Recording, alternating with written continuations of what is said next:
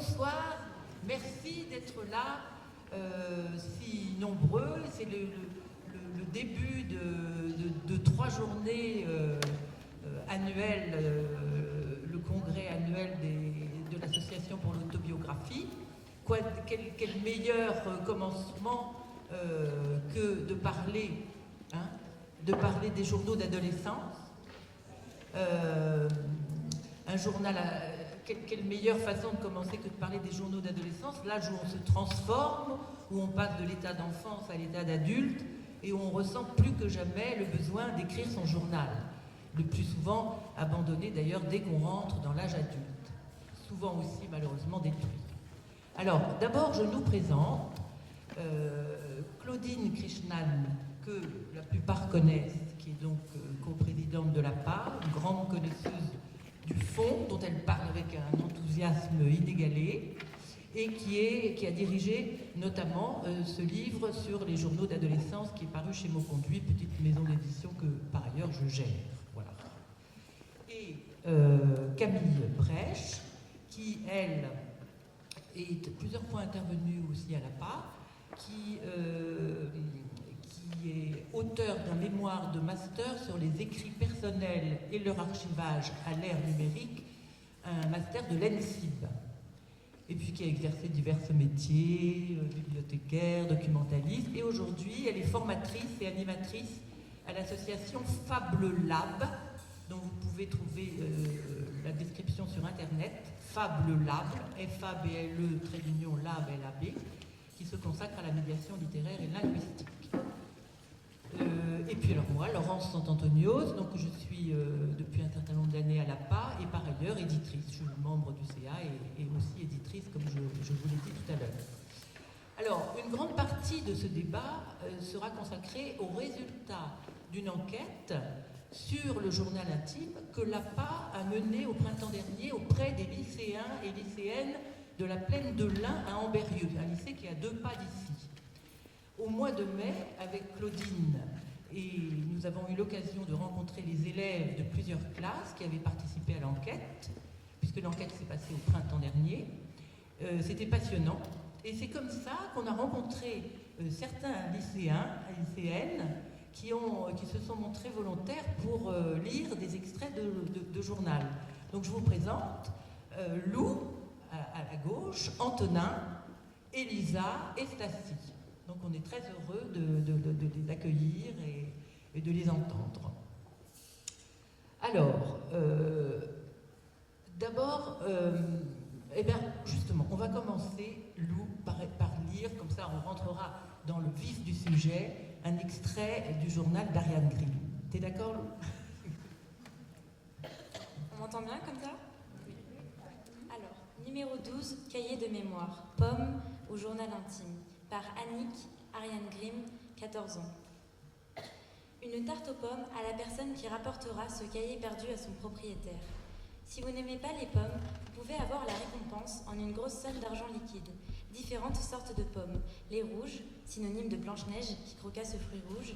Les vertes, les meilleures, acidulées et croquantes. Les jaunes qui font penser aux golden de cantine, mauvaises et pleines de verre. Ainsi, avec ce code, vous saurez que verte égale excellente journée passée, rouge moyenne et jaune mauvaise. Mardi 26 mai 1981. Pomme jaune, c'est triste mais vrai. Je commence avec pomme jaune, qui est synonyme de très mauvaise journée. D'ailleurs, j'ai déjà parlé de ma journée dans mon or, nom du cahier précédent. Je vais vous rappeler les faits. Gisèle bousille mon armoire, casse 2 assiettes, jette mes disques et des papiers par la fenêtre, ainsi qu'un poster de ma création.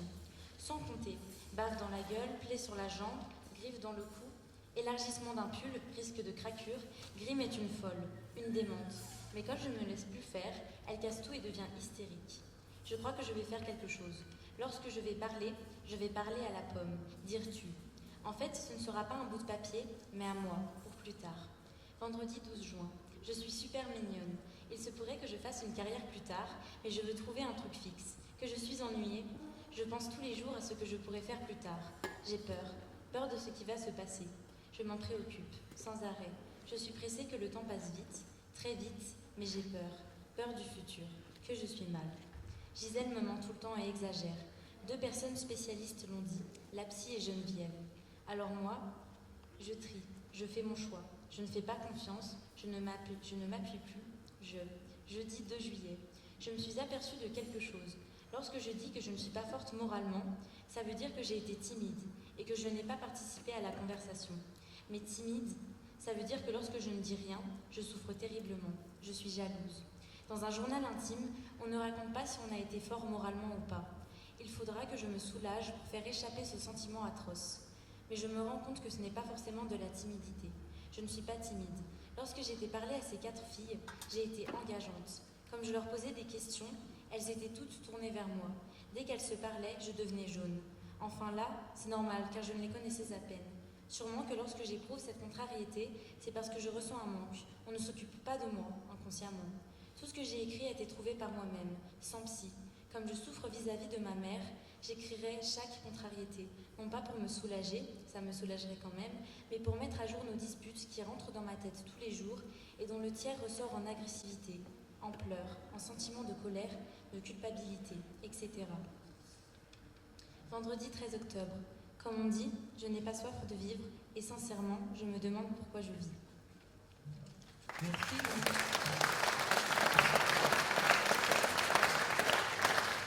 Merci beaucoup. Et j'ai oublié de vous dire que tous ces extraits que vont nous lire nos 4 lycéens proviennent du livre Journaux d'adolescence qu'a dirigé Claudine, mais évidemment tous ces extraits proviennent du fond des archives de l'APA.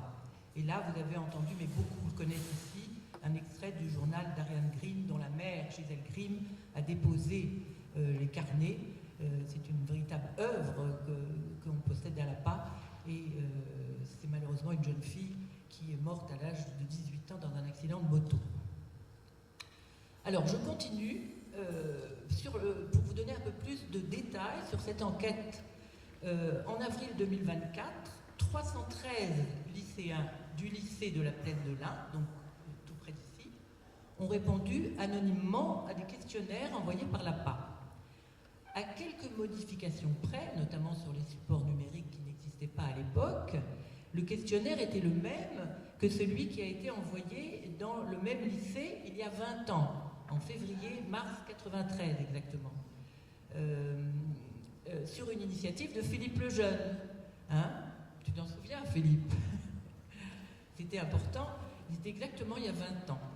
Et déjà, il y a une première constatation qui s'impose avant même de rentrer dans les détails, c'est que Philippe Lejeune faisait, au terme de son enquête, cette constatation, contrairement à un préjugé tenace, il est encore plus fort aujourd'hui à l'ère du numérique, les jeunes écrivent. Et le plus souvent, ils écrivent pour eux seuls, entre eux, et les adultes qui les entourent ne s'en doutent pas. Alors, nous avons été 3, Claudine, moi et Emmanuel Tabet, à dépouiller ces questionnaires. Emmanuel Tabet n'a pas pu venir aujourd'hui, mais elle va intervenir demain et dimanche d'ailleurs, oui. Et elle est chargée de recherche au CNRS et elle travaille sur les différentes formes d'écriture de soi, en particulier sur le journal et les carnets.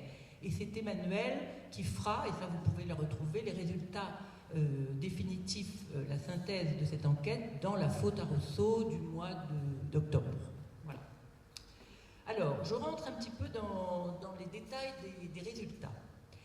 Donc, comme je vous ai dit, 313 lycéens, sur un échantillon de 13 classes, 2 terminales, 3 premières, 8 secondes. Sur ces 313 élèves, il y avait 169 filles et 144 garçons. Sur la totalité des réponses, environ la moitié, 48%, a tenu ou tient un journal. Donc ça veut dire que presque la moitié de ces élèves a eu l'expérience d'une pratique diaristique, fut-elle irrégulière ou limitée dans le temps. C'est un score, si on revient à l'enquête d'il y a 20 ans, qui est très proche de celui de cette enquête-là, où ils étaient 53%. Donc c'est un peu plus que la moitié. Alors, sur les 169 filles, il y en a 124 qui tiennent ou ont tenu un journal, c'est 73%. Sur les 144 garçons, il y en a 25, donc 17%, qui ont tenu ou tiennent un journal. Donc on voit que les garçons, et ça finalement le journal intime est très genré, les garçons tiennent beaucoup moins souvent leur journal, et d'ailleurs lorsqu'ils le tiennent, c'est souvent sur des durées plus courtes, à savoir 3 jours, une semaine, un mois. Alors cette proportion filles-garçons, on la retrouve aussi grosso modo il y a 20 ans, ça n'a pas beaucoup changé, puisqu'il y a 20 ans, il y avait 69% de filles et 22% des garçons qui disaient avoir tenu un journal. Le résultat est un peu faussé car il y avait presque le double de filles interrogées il y a 20 ans par rapport aux garçons. Voilà, il y avait exactement 220 filles et 118 garçons, alors que nous, on a un peu plus de filles, mais presque, c'est presque pareil. Alors, qu'est-ce que je peux vous donner comme autre élément ? C'est 58 élèves sur les 149, donc ceux qui ont tenu un journal ou qui ont tenu un journal, il y en a 58 qui en tiennent encore aujourd'hui. Sur la totalité des lycéens, 18,3% tiennent encore un journal aujourd'hui. Vous êtes peut-être parmi ceux-là. Quand même, il faut aussi dire qu'on livre ici quelques pourcentages pour rendre les résultats plus lisibles, mais il faut évidemment avoir en tête que ces quelques 300 questionnaires dans un seul lycée ne peuvent évidemment pas constituer un échantillon représentatif et rigoureux des pratiques du journal intime chez les jeunes. Bon, par ailleurs, le questionnaire a été rempli dans un cadre scolaire, donc on peut s'imaginer qu'il y ait des réactions de complaisance ou de rejet par rapport aux professeurs. Et puis c'est une enquête locale, mais en fait, ce qui est intéressant, c'est qu'on peut rapprocher les résultats de cette enquête d'une enquête nationale qui a été faite sur les pratiques d'écriture des adolescents à l'automne 2023 par l'Observatoire de la lecture et de l'écriture des adolescents, de lecture jeunesse, avec l'aide du CREDOC, donc à l'automne dernier, auprès de 1500 jeunes de 14 à 18 ans. Et bien, cette enquête, elle montre aussi que, contrairement à ce que l'on pense souvent, les jeunes écrivent. 59% disent écrire tous les jours, seulement 8% jamais.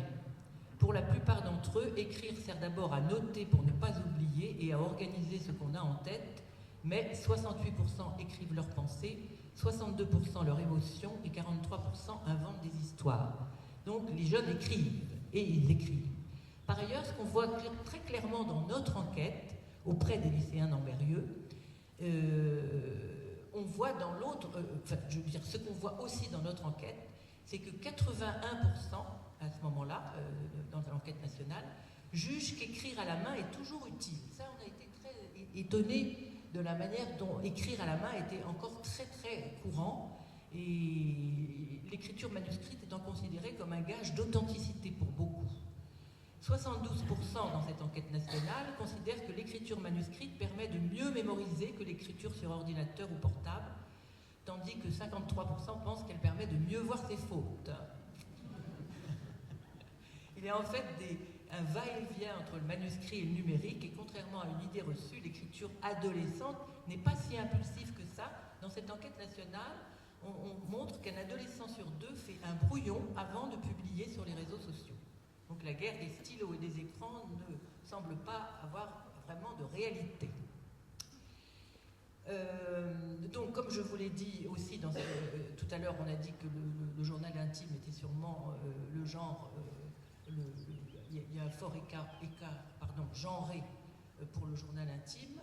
Et ben, on le retrouve aussi dans cette enquête nationale, puisque 70% des adolescentes interrogées disent tenir un journal, contre 52% des garçons, c'est un peu plus quand même que nous, mais dans le volet qualitatif de l'enquête, cet écart s'accentue sur les 50 adolescents, parce qu'ils ont fait des entretiens avec 50 adolescents interrogés, moitié filles, moitié garçons.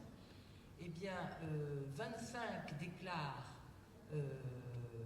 pratiquer l'écriture intime, donc 2 garçons sur 18 contre 23 filles sur 32. Voilà. Donc, ouais, ça c'est des... J'étais en train de... Mais ça c'est... Oui, alors ce que je voulais vous dire, surtout, n'hésitez pas à poser des questions, même pas forcément seulement à la fin. Si vous avez envie de poser des questions tout au long de cette table ronde, on est tous intéressés pour vous répondre. Mais là, on va passer à deux lectures. D'abord, Antonin, qui va nous lire un extrait du journal de Luca Verdier. Merci, Antonin. Jeudi 4 novembre 1966, Luca Verdier. J'ai 17 ans, cet anniversaire m'est pratiquement passé inaperçu. À Bruxelles, dans la cohue, tout d'un coup, tiens, j'ai 17 ans. Un chèque des grands-parents, des cadeaux, j'ai 17 ans. Il neige, première neige, et il neige sacrément. Pendant que nous achetions un par-dessus chez Jeudi, ça a commencé. De petits flocons qui ne tenaient pas et allaient mouiller le sol, puis la chute s'est intensifiée. De gros flocons tourbillonnants. Tout se part d'un blanc manteau. Les rues, les arbres, les toits. Il n'y a rien de plus beau que cette première chute de neige. Le ciel blanchâtre ou grisâtre. La chaleur de la maison et dehors cette pluie continuelle des flocons. Ça donne envie de travailler, envie de tout. Et ça rend heureux. Tous les visages se sont éclaircis. Par la fenêtre, je regarde la neige qui tombe. Mais revenons à notre voyage à Bruxelles. Il s'est bien passé, beaucoup de joie, mais aussi des crises de tristesse. D'abord, lorsque nous sommes arrivés chez mes tantes, la tristesse, la froideur, ces terres d'un autre siècle, ces fleurs en plastique tellement figées, ces statuettes de bronze, tout semble déjà mort ici. Je n'aime pas le spectacle de la vieillesse, de cette vraie vieillesse, courbée, calme, modérée, car il nous fait trop songer à la nôtre, profonde et tenace mélancolie.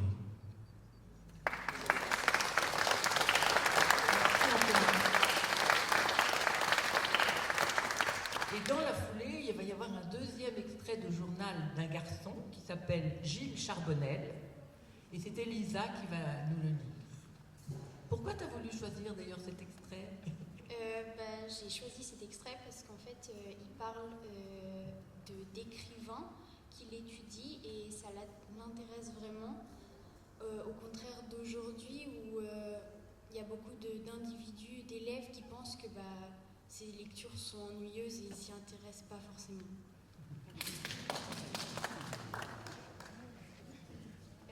Je vais vous lire un extrait du journal intime de Gilles Charbonnel, qui a eu 15 ans en 1952.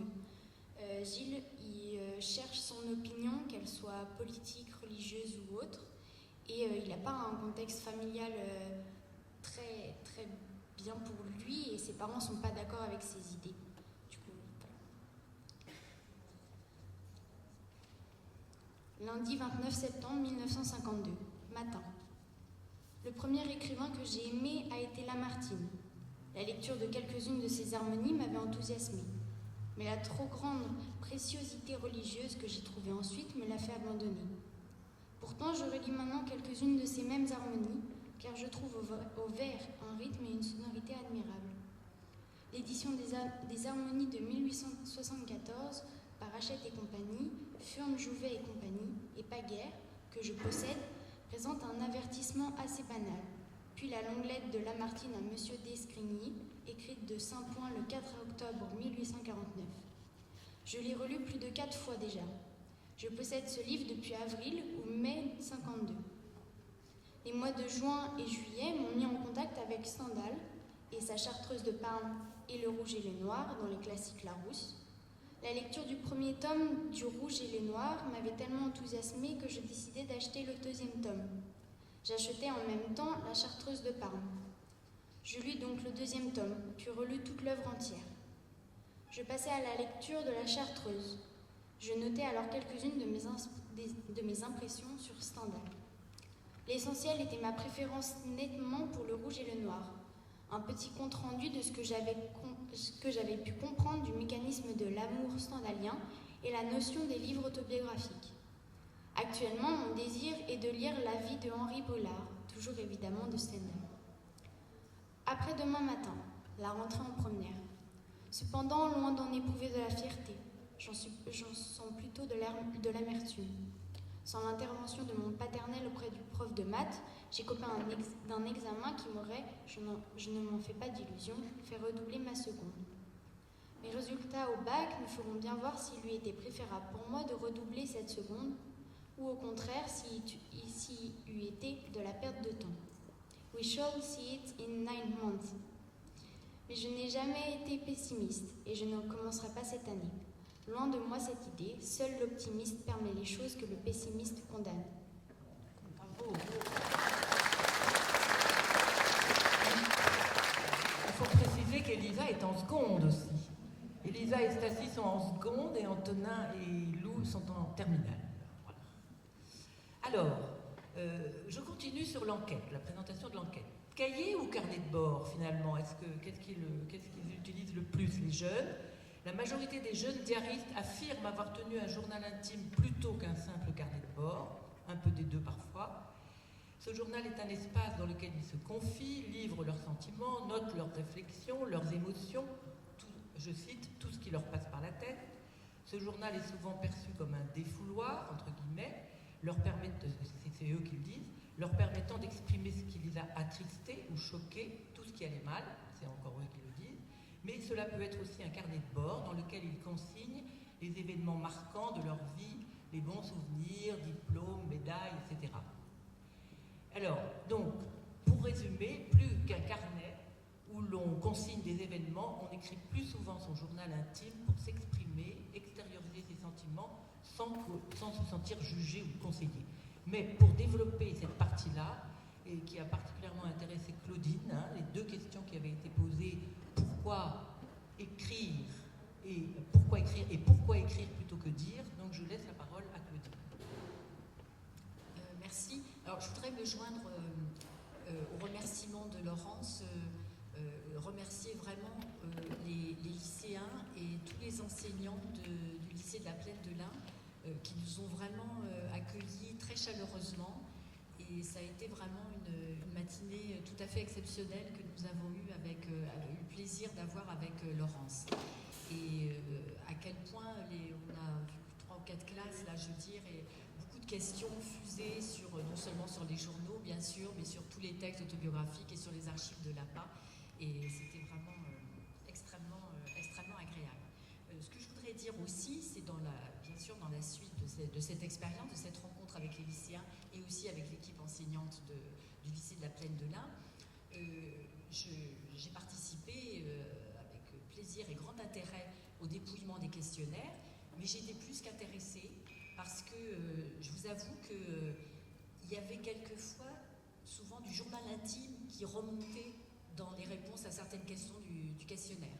Et j'ai été surprise de lire à quel point certains lycéens et lycéennes parvenaient, au travers de questions, de quelques questions ouvertes, mais pas seulement, de dire beaucoup de choses, de faire pressentir des secrets enfouis, des souffrances non révélées. Et j'avoue que j'ai été très très émue en lisant certaines réponses. J'avoue que je ne m'y attendais pas vraiment là. Certaines réponses à ces questionnaires. Alors là, je vais rapidement vous parler des 2 questions ouvertes qui étaient à la fin de ce questionnaire et qui ont été suggérées à la fois par Camille, mais par Camille et aussi par les enseignants qui n'étaient pas dans le questionnaire initial de 93. Alors, c'est les 2 dernières. La question 18, c'était pourquoi le besoin d'écrire? C'était exactement, pourquoi ressentez-vous le besoin d'écrire? Et la question 19, on y verra, c'était, elle se recoupe un peu, comme vous le verrez dans les résultats, pourquoi écrire plutôt que dire? Et il s'est révélé que les réponses à ces questions étaient très intéressantes, parfois très développées, je veux dire, et vraiment de façon étonnante. Alors, en ce qui concerne la question 18, c'est-à-dire pourquoi ressentez-vous le besoin d'écrire, bien entendu, vous pouvez vous en douter, les adolescents écrivent d'abord pour s'exprimer, se confier, se libérer, se défouler, s'extérioriser, se lâcher, pour respirer, écrit l'une des lycéennes. Ils ont des mots différents pour le dire ou plutôt pour l'écrire, mais ils envoient tous le même message. Il y a ce besoin, bien sûr, d'expression, de se confier, de s'exprimer d'une façon qu'ils ne peuvent pas trouver ailleurs. Et voilà, c'est de se confier à eux-mêmes, à défaut de pouvoir se confier à d'autres personnes de leur entourage, famille ou même amis. Ils ressentent très, très vivement la difficulté, ils expriment très vivement la difficulté de pouvoir se confier ou s'exprimer auprès de personnes extérieures, Et donc ça semble bien la fonction principale du journal intime, qu'il ait été pratiqué pendant les années collège, puisqu'il est surtout quand même pratiqué dans les années collège, mais qu'il perdure aussi pendant les années lycée. C'est donc, bon, même si les pourcentages ne sont pas toujours très indicatifs, encore une fois, ce n'est pas un échantillon représentatif, et voilà, mais c'est plus de 50% des lycéens qui manifestent et qui, en réponse à cette question, l'expriment très clairement que, voilà, n'ayant pas trouvé le moyen de dire ce qu'ils avaient à dire, eh bien, ils préfèrent l'écrire. Ils ont trouvé ce moyen de l'écrire. Je vous cite quelques citations tout à fait éloquentes. Par exemple, pour extérioriser mes sentiments et ne pas ressembler à une bombe à retardement. Pour me soulager, écrire des foules autant que courir 10 km. Hein. Vous voyez que c'est bien parce qu'il manie spontanément la comparaison et les métaphores. Je veux dire, qu'est-ce qu'ils disent par exemple ? Mon corps, ma tête ne peuvent pas tout contenir, donc je transpose tout ce qui me pèse sur papier pour me sentir mieux, comme si ces pensées avaient migré. Personne ne m'écoute autant que moi-même. Je parle beaucoup trop. Je pourrais continuer. On peut tout dire sans être jugé. Alors ça, bien sûr, ça revient très souvent, on y verra. On y reviendra un peu. Ça permet de vider son sac et de comprendre ce qui ne va pas. Pour se confier, pour me libérer, pour purger des sentiments. Donc la fonction cathartique